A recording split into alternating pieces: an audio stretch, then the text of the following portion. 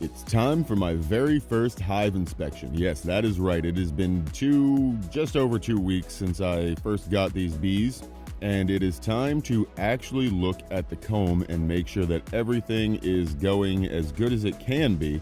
Now, I didn't get, there are two kinds of bee packages you can get. You can get one called a bee package, which is basically the bees have nothing to start with, which is what I got. Or you can get what's called a nuke, which is where they start with about 5 frames of comb already built out. Now, in my case, they didn't have any comb already built out, so I'm just in here inspecting to see if things are getting built up, to see if the queen is actually in here and laying eggs. Now, full disclosure, I did not actually spot the queen. I'm not that good yet, apparently. I looked for her, and I just didn't want to keep this open for a long time, so I decided to quit looking for her after I saw some eggs and larvae, meaning that the queen was actually laying eggs and doing her job. So she must be in there because she's the only one that can lay the eggs, right?